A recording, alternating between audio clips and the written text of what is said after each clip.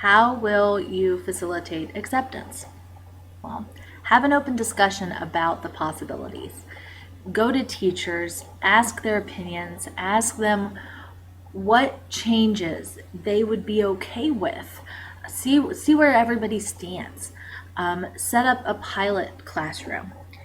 Teachers are ready for change. Students could be ready for change, but at the same time, people are afraid of change because it could fail. So the pilot classroom would really diffuse that hesitation, that fear of failure. Present data supported findings at each staff meeting. So along the way, teachers are hearing, hey, this class has done a really good job with all of these technology tools. They're getting it. They're understanding things because I've brought it to the 21st century in the way I'm presenting it to them. They've got it. Survey students to see what their opinion of the new technology would be. So maybe assign a kid extra credit if he'll come into the staff meeting and present their opinions of the classroom so far. Have the kids tell the teachers, yeah, this is working, this is exciting, it's so much fun. Please do this for the rest of our classes. It would be a really effective and powerful way of getting teachers on board. So here's my game plan. Here's my step-by-step game plan. Step 1, we've got to develop a technology plan this year as soon as possible. We've got to get it into place because with the technology plan, you can get money from federals. I mean, you can get federal money and put it towards your cause if you just develop a technology plan. Step 2, provide professional development and training to utilize tools in the classroom, and also analyze OAA data for your pilot group. Make sure you have the baseline data ready for the years to come. Step 3, supply teachers with school-owned smartphones or tablets by 2015-16. Now, I'm sure that you just winced at that thought, higher ends, okay? But there are so many businesses out there, so many companies that give their employees company phones, company devices. And let's say I'll flip it on you. Let's say we present this to the teachers, they're all on board, they're excited, they can't wait to get their hands on this technology. And then you're like, great. So all you have to do is give your students your personal cell phone number.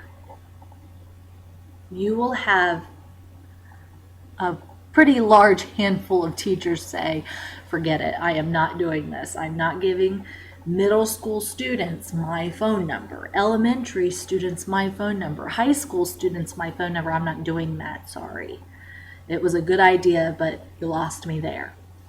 So we could give them a school-owned smartphone for that use, and so then anything that they get through that device, they know that it's related to class. They know that because that's what that device is for. So it wouldn't clog up their personal phone. Step 4, have training for parents and students on how the 21st century classroom will look and what the new policies will be, and hold a phone drive. This would also happen in 2015-16. 2015 and 16 will be the year where we're getting all of our T's and I's crossed and dotted, getting all of that grunt work done. So hold a meeting, get them together, let them know what's going on. And then the phone drive, maybe we could get the PTO or the boosters, someone involved in that, to get those phones for our kids. Step 5, inventory. This is when we would survey the community, all of the students that are at the school, which ones already have devices that they could use, and then take the phone drive devices and see how many you have. And then those could be assigned to students that say, no, I don't have one, and no, I'm not allowed to get one, so I'll need one of the provided phones. And so you could set those aside, and then after that, if there's still kids that don't have any, that's when we would talk to banks, talk to businesses, and see if there's any partnership coverage opportunities for those.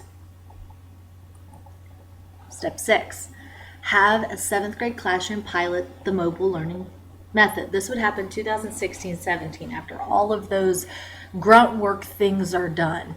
Then we would pilot for a year. We would collect data, we would do projects, we would run the class the way that it's intended to be ran, and then see where it goes.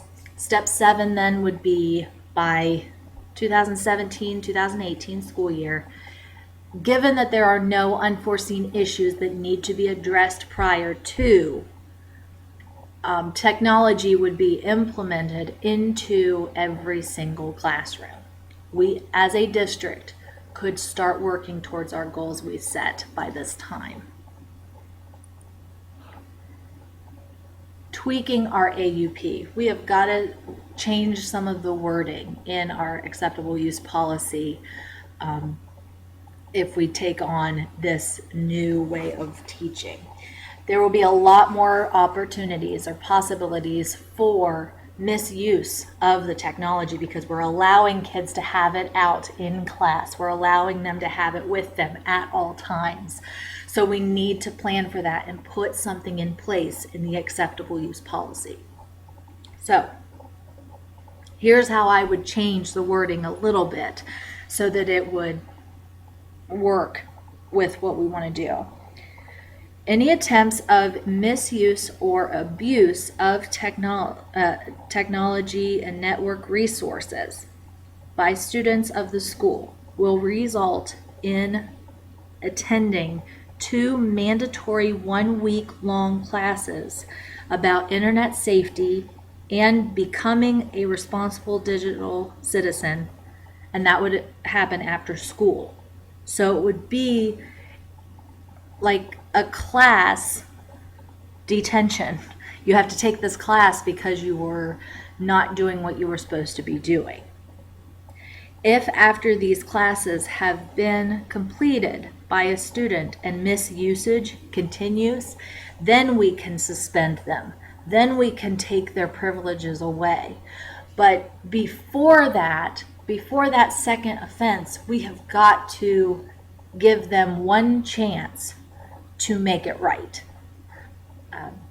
So teachers need to review the policy with the students before it gets signed. In the past, we've handed them the acceptable use policy, say, please take this home, look over it with your parents, and bring it back signed so we can get our paperwork taken care of.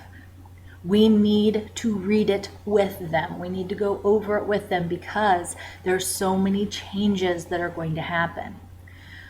I'm going to reiterate, students should not be automatically kicked off technology for making a bad decision.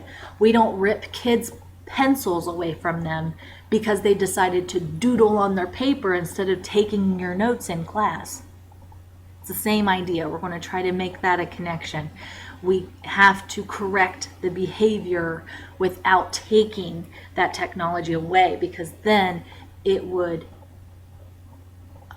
affect the student's ability to learn. Students need taught proper uses of technology and told that there will be consequences for the misuse. That way they don't go out to the real world and make a huge mistake and permanently post something that will either be damaging to someone else, damaging to themselves, or putting themselves or someone else in danger. We've got to make sure that they understand the power of the internet, of technology. How will success be measured?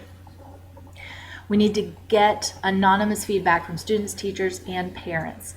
Students, we could ask, what's working? What do you like about this setup? What needs work? What things would you change? Help us out here because this is new. Teachers, we could talk to you and say, what tools do you still need? What support do you still need from administrators? What do you still need help with? Is it an app? Is it the discussion forums? Are they not posting correctly? What is it? What do we need to do? And then parents, we could contact and say, how do the kids use their technology at home? How is that working? Collect data without technology and match it up with data after technology. That would be something that the piloter would do. Give focus to areas of concern and refresher training. So once you talk to those teachers and say, hey, what's not working, then we can collaborate again, do refresher training to fill in that hole, or fill in the void. Also keep up the professional development training so that new tools that are coming out in the technology world could be implemented in later. Goals of the piloting group. Keep accurate data on the student learning. Communicate with staff and staff meetings. Piloting year, the state test would still be taken just like the other students. They're not going to get anything extra that the other students didn't. We just want to see if that way of learning is more effective. Late June, we'll get those results back and see how the growth measures up. Hold interviews and surveys with students, and then student grades, the data collection. Number and degrees of behavior issues. Were any students off task? Did they ever misuse this technology? Because I'm sure that's a fear that people won't be using their technology properly. And then the quality of projects. Resistance. I know everyone after all of this still has resistance. How often will teachers use the devices? How do we get the apps we need? How do we know if we have the right types of projects? What if this doesn't work for us? All of those things. I'm going to put your mind at ease a little bit. These are the reasons why things like this normally don't work. One is students don't have devices. Well, we put in a phone drive to get those devices for them. Students who don't take responsibility for the devices, we put in place a discipline for misuse of technology. And then classroom management, you'll have your own device to connect with your students and not fear about or not be afraid that they have your personal information and be able to manage them better. So what are you waiting for? This is still emerging, it's still new, but let's not be the last school, the last district to get on board and into the 21st century classroom. Thank you.